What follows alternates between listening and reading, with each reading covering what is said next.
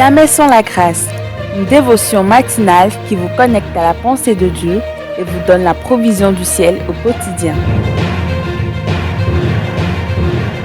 Bonjour chers amis, chers internautes, nouvelle journée, nouvelle provision, bienvenue dans cette troisième dévotion de cette semaine. Père, encore une fois nous te bénissons parce que tu es le Dieu des délivrances.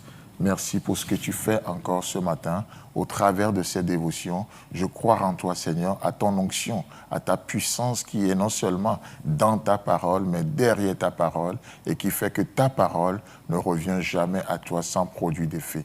Alors, bénis cette parole ce matin, bénis nos internautes au nom puissant de Jésus. Amen. Alors, chers amis, chers internautes, 2 Rois chapitre 7, le premier verset, Élisée dit, écoutez la parole de l'Éternel. Ainsi parle l'Éternel. Demain, à cette même heure, on aura une mesure de fleur de farine pour un cycle et 2 mesures d'orge pour un cycle à la porte de la Samarie. Amen. Hier, nous parlons justement de ce Dieu des délivrances qui connaît le temps qu'il a fixé pour chacun. Pour Abraham, plutôt pour Sarah, c'est l'année prochaine à la même époque. Pour la Sunamite, l'année prochaine à la même époque. Pour la Samarie, c'est demain à la même heure. Mais une chose qui est extraordinaire, c'est de voir que selon l'évangile de Marc, c'est aussitôt pour d'autres.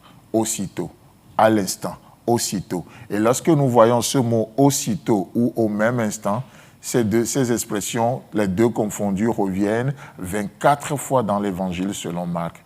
Et d'ailleurs, c'est pour ça que l'évangile de Marc est considéré comme cet évangile qui nous présente Jésus-Christ comme étant le serviteur parfait. Et cet évangile ne présente aucune généalogie de Jésus. Et comme quoi, ce qui intéresse dans la vie d'un serviteur, ce n'est pas d'où il vient, mais c'est de quoi il est capable. Quelles sont ses compétences? Et Marc va tenir compte de ces réalités et il ne va pas du tout nous présenter la généalogie de Jésus comme l'a fait Matthieu, comme l'a fait Luc et Jean, mais il va directement s'attaquer à ce que ce serviteur parfait peut faire. Et du coup, le mot qui qualifie ce serviteur, ce Dieu qui agit encore pour nous aujourd'hui, ce Dieu qui est à l'œuvre jusqu'à présent, et ce mot c'est quoi? C'est aussitôt, en un instant, aussitôt, en un instant. Vous savez, notre Dieu agit encore aujourd'hui. Mais que ça soit l'année prochaine à la même époque, que ça soit demain à la même heure, que ça soit aussitôt, laissez-moi vous dire que c'est le même Dieu qui agit. C'est le même Dieu. Tout ça vient de Dieu, comme on le voit dans Ecclésiaste chapitre 3, le verset 11. Ecclésiaste chapitre 3, le verset 11. L'Éternel fait toutes choses bonnes en son temps. Alléluia. En son temps. Ce n'est pas l'homme qui fixe le temps. Ce n'est pas l'homme qui détermine les circonstances. Mais en son temps.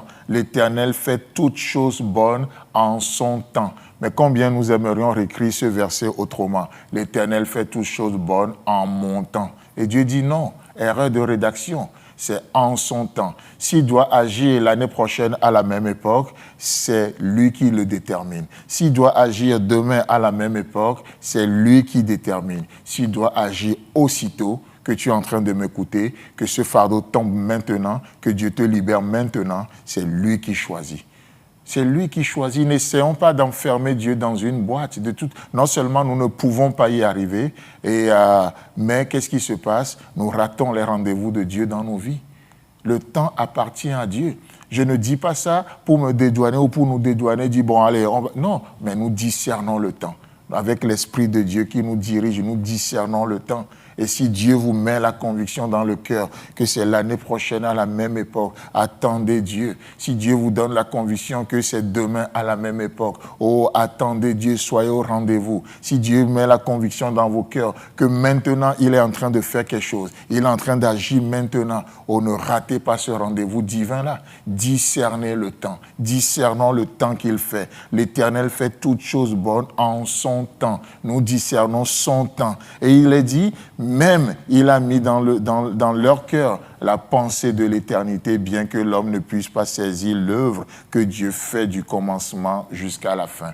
Alléluia. C'est un des versets que j'aime bien, parce que ce verset, non seulement, c'est un verset que j'aime bien parce que là, dans ce verset, la Bible dit que bien que nous ne comprenons pas tout, ben Dieu a quand même mis la pensée de l'éternité dans nos cœurs. Ça veut dire quoi? Ça veut dire que aussi limités que nous sommes, il n'y a que l'illimité qui peut nous satisfaire. Aussi temporaire que nous sommes, il n'y a que l'Éternel qui peut nous combler. Chers amis, chers internautes, que Dieu vous bénisse et si Christ a d'avenir, on se retrouve demain. Si vous avez aimé cette émission, parlez-en à vos amis. Parlez-leur du message de la grâce et de ce qu'il fait dans vos vies. Pour un sujet de prière, une question ou pour devenir partenaire, contactez-nous au 00229 94 75 80 20.